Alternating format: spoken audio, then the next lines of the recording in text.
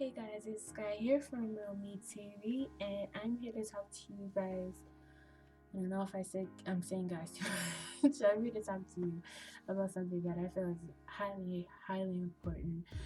One of my friends came to me and asked me a question the other day, and it was, "Okay, Sky, now that you're conscious, how does it feel being in school, having to deal with all that stuff, along with being the conscious person that you are, or whatever?" Um, and I said, well, I guess that's something that I blocked out for a really long time because in my family, I would think that's what you want, the degrees and the hang them on your wall and everything. And when I found out that they basically were just like, I don't know, a piece of paper that you can just put up or whatever, I felt like really shocked because it's just like, well, it's just, I don't know. But when you do something and you make it your own individual achievement, by yourself, like for instance, a good example would be my mom's company actually, and it's like, oops, wrong side. I don't know if I can get it. Ooh, am I getting it? Right there. I got it. That's something that she did by herself for herself, to basically achieve, what she wanted to achieve in life. Uh, and another thing that she used to tell me was school is something that keeps you mentally busy and active and all that other stuff. But it's really the self motivation. It puts you onto a path where you're able to be regulated and used to certain things to help push you to where you need to be or where you're said need to be. Um, and growing up, I've always had questions about school, all the way down to sometimes in my history books and the schools that I went to, they only had cartoon drawings of certain people. Like I said, I think I said this in another video. Instead of the actual physical people, and that kind of made me doubt a lot of the different things that I was learning. Um, Another thing was how it would be introduced to me. I would feel, very shunned to certain thoughts, and like I'd have to be closed minded in certain school aspects, and it had to be like, you only think about this, you don't think about anything else, don't think about anything else, you only think about this, and that. In order to pass, you need to know this, and that, and you only think about this, and that. And it's just a very confined way of thinking, and they don't tell you that at the very beginning, but as you grow up and as you get into the higher grades, you start to realize that sometimes just knowing this, that, and this isn't always the best. And that's something that I've uncovered. It took a very long time for me to uncover that thought. And like I said, at first I was very disappointed. um and the first time I heard it, I thought, oh, okay, well, that's just an excuse for me not to work hard every day and for me not to do certain things every day. But really, it was an eye opener because a lot of different times it would be like, okay, well, if you don't get this, then you're stupid. Or say if I have a friend, and this is how I was growing up. In order to get something, or for me growing up, in order to get something, I would have a friend. Let's call her Tay or whatever. I'm not. Let's call her Tay. And we would be in the same grade, and I would have to compete with her.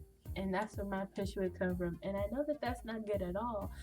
That's how it was, in the certain schools that I was in. It was like that. And to me, at first, it was fun. But when you get into homeschooling and you make that transition and you don't see, well, it's like you having to compete with yourself. It's like, can you even do that? So you need to just go at your own pace and do what's best for you instead of trying to outshine yourself and make yourself look bad because even you have limits. And I meant to say all of that with myself. Myself. I have to work on that. I have to work on that. Instead of saying you, because I'm trying to explain in my point of view, but sometimes it ends up with ending in you instead of like me, myself, I, stuff like that. But I need to get into that. But yeah, that is a very difficult question. It's a question that you have to ponder over for, a certain amount of time that you are in school. And I know that is very, very, very difficult, because when you sit and you think like, oh my God, I know they're my teacher and they're supposed to want what's best for me, but are they teaching me truth? Are they teaching me correctly? Are they teaching me properly? I don't know. I'll just take it because they're said to be my teacher, and a teacher is supposed to be somebody who can help you and all that other stuff. But I feel like you have to really dig deep within in order to find certain stuff. And I also feel like sometimes you can be called out because you don't know how to understand stuff, or you understand stuff slower than regular people. But I also feel that there's nothing wrong with that, because uh, I get stuff slower than other people. So it's like, I'm not gonna talk about you because you get stuff slower, because I myself get stuff slower. And that's one thing that I think is better. If I put myself, no, because you can't really do that. You can't really put yourself in other people's shoes. So I'm not really sure how to title it as, but judging people is not always the best, and that's something I feel I have to work on. When it involves, being conscious. And when you hear that term in today's society, you think all well, I thought, well, look at the all-seeing eye. They know all. They're able to uncover da da da da da or whatever. But really, when you look at it, I forgot how it's to put it in one of the videos. It's seeing. I forgot what it was. Seeing with the lights on, basically. There's people who can see with the light. Was it with the lights off or on? I don't even know. Being in the here and now. That's something she says. Observing. That's something she also says. Being in the here and now, observing. Okay, what's something else? And if I can pick out two more of her sayings, I'm sure I can tie consciousness, or what it's supposed to be, up into one little short paraphrase. So being in the here and now, observing. Come on, SKYE. Something she normally says.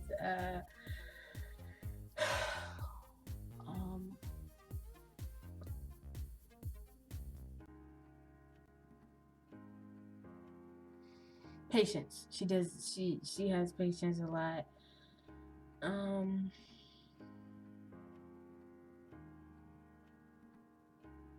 Positively open.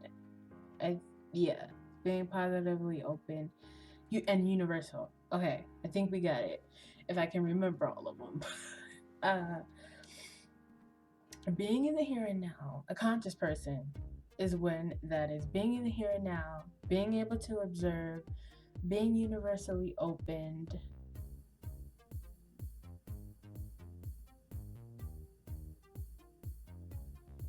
and being able to observe. Yeah. And when you do all of that, you're basically a conscious being, conscious person who is open to certain things positively. See, it comes it comes in different ways. Everybody learns differently.